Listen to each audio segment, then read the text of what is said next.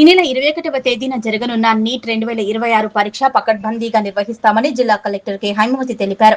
శనివారం హైదరాబాద్ రాష్ట్ర సచివాలయం నుంచి రాష్ట్ర ప్రభుత్వ ప్రధాన కార్యదర్శి కె రామకృష్ణారావు సంబంధిత అధికారులతో కలిసి వీడియో కాన్ఫరెన్స్ నిర్వహించి వివిధ అంశాలపై జిల్లా కలెక్టర్ మరియు అధికారులకు మార్గనిర్దేశం చేశారు. రద్దయిన నీట్ 2026 పరీక్షను దేశవ్యాప్తంగా ఈ నెల 21వ తేదీన నిర్వహించడం జరుగుతుందని, ఎలాంటి అవాంఛనీయ ఘటనలు జరగకుండా పకడ్బందీగా నిర్వహించాలని అన్నారు.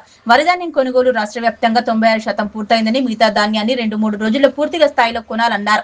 9వ తేదీన హైదరాబాద్ పెరేడ్ గ్రౌండ్ లో రాష్ట్ర ముఖ్యమంత్రి చేతుల మీదుగా మహిళా స్వయం సహాయక సంఘాల సభ్యులు బస్సులను ప్రారంభిస్తామని, జిల్లాల నుంచి బస్సులను ఎన్హెచ్జి మహిళలతో కలిసి పంపించాలని అన్నారు. ప్రభుత్వ పాఠశాలల్లో విద్యార్థులకు యూనిఫామ్లను అందజేసేందుకు త్వరలో జిల్లాకు క్లాత్లు పంపిస్తామని, వాటిని కుట్టేందుకు సిద్ధం చేసుకోవాలన్నారు. ఈ సందర్భంగా జిల్లా కలెక్టర్ మాట్లాడుతూ, జిల్లాలో ఈ నెల 21వ తేదీన నీట్ 2026 పరీక్షను పకడ్బందీగా నిర్వహించేందుకు పోలీస్ శాఖ మరియు ఇతర శాఖల సహకారంతో పకడ్బందీగా ఏర్పాట్లు చేస్తామన్నారు.